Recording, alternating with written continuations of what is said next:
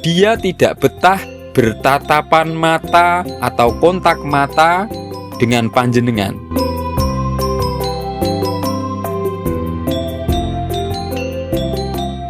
Assalamualaikum warahmatullahi wabarakatuh.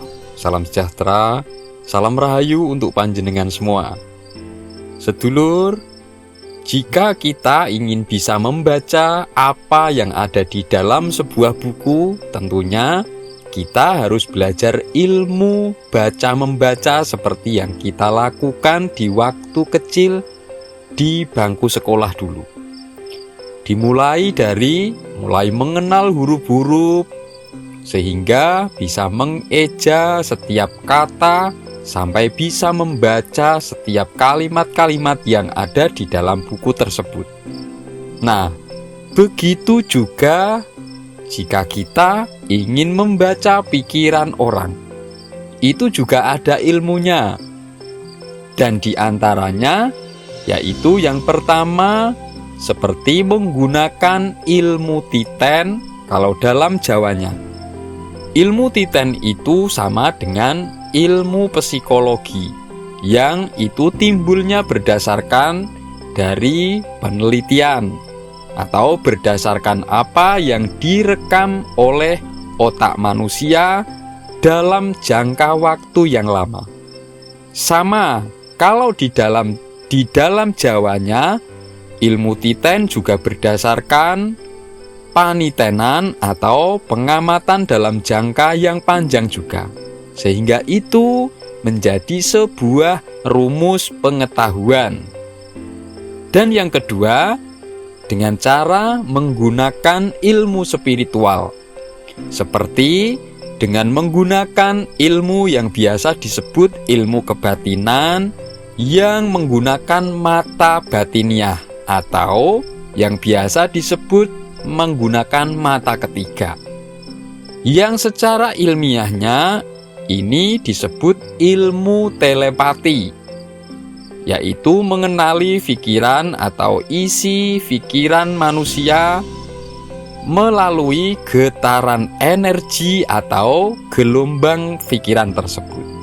Dan yang ketiga, dengan cara menggunakan ilmu kasaf. Ini tingkatan yang lebih tinggi dari ilmu-ilmu yang lain. Ilmu kasaf itu adalah terbukanya sekat antara hal yang nampak secara kasat mata dan yang tidak kasat mata, antara yang ada di alam sadar dan di alam bawah sadar, antara alam jisim atau alam jasad dan alam ruhani. Lalu yang keempat, caranya dengan menggunakan ilmu hikmah. Biasanya itu menggunakan bacaan-bacaan wirid-wirid atau amalan tertentu, dengan membaca ayat-ayat maupun surat-surat tertentu dari kitab suci seperti Al-Quran misalnya. Dengan membaca sholawat yang dibaca dan diamalkan secara terus-menerus. Itu juga salah satu contohnya ilmu hikmah. Sehingga apa? Khodam dari para malaikat yang mewakili bacaan tersebut itu memberikan informasi dan isyarat-isyarat khusus. Bisa itu berupa bisikan dalam hati, dalam insting atau naluri dan lain-lain. Lalu cara yang kelima, yaitu dengan menggunakan ilmu penerawangan atau ilmu perewangan. Ini menggunakan jasa bantuan khodam dari bangsa jin. Tapi repotnya, kalau menggunakan jasa informasi bisikan dari bangsa demit atau bangsa jin yang jahat, itu yang bahaya. Karena resikonya cenderung bisa menyesatkan. Itu resikonya sangat tinggi penyesatannya.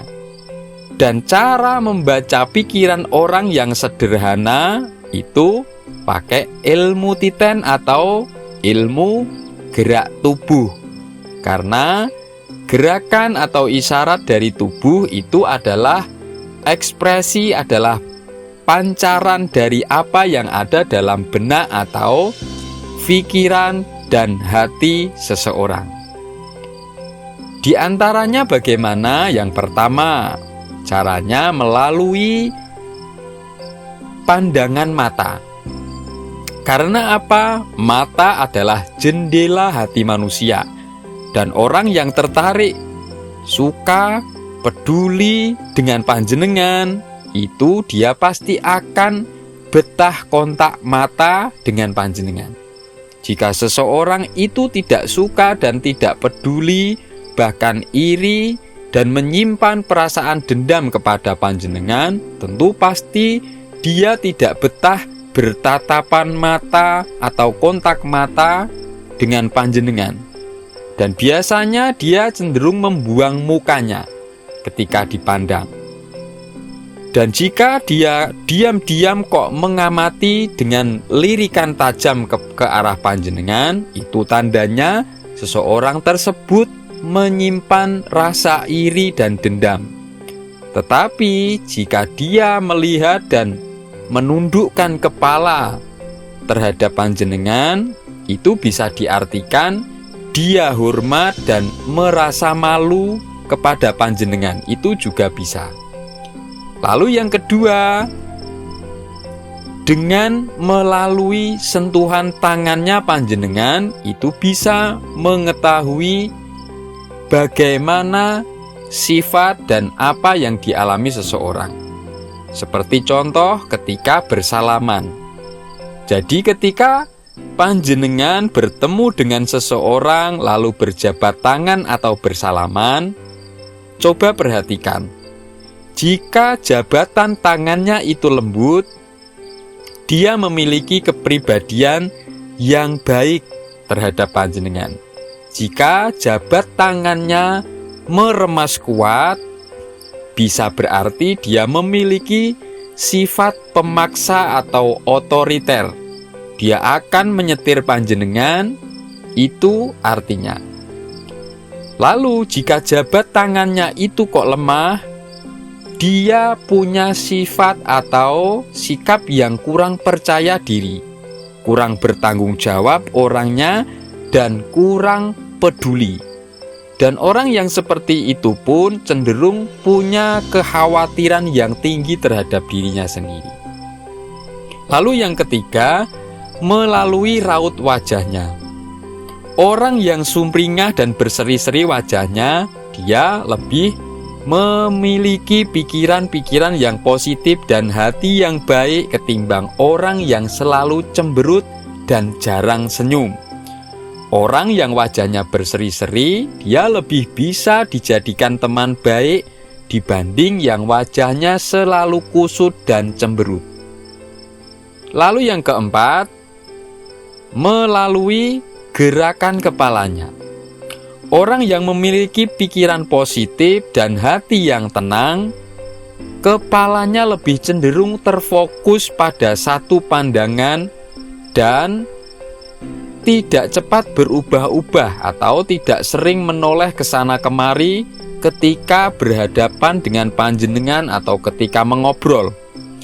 Orang yang pikirannya semrawut dan tidak stabil emosinya, kepalanya itu lebih cenderung cepat berpindah-pindah, menoleh ke sana kemari ketika diajak bicara. Jika bukan wajahnya yang banyak menoleh ke sana kemari, biasanya matanya yang jelalatan, berpindah-pindah arah yang dilihatnya. Berikutnya yang kelima, melalui hembusan nafasnya. Jika panjenengan berdekatan dengan seseorang, orang yang emosional dan temperamen atau mudah marah-marah orangnya, itu ketika bernafas, nafasnya itu pendek-pendek keluar masuknya. Seperti orang yang terengah-engah. Dan cenderung lebih terdengar hembusan nafasnya. Tetapi orang yang emosinya seimbang, cara bernafasnya itu halus. Tidak terdengar sama sekali hembusan nafasnya, meskipun sedang berdekatan. Dan ketika akan berbicara, dia cenderung bisa mengontrol emosinya. Salah satu tandanya dengan menarik nafas panjang dahulu, dan itu kelihatan bahkan terdengar jika berdekatan. Lalu berikutnya yang keenam, melalui nada bicaranya. Orang yang bicaranya itu selalu menggunakan nada bicara yang tinggi. Ketika ngomong, dia cenderung egois orangnya, tidak mau kalah dan cenderung memandang orang lain itu lebih rendah atau suka meremehkan orang.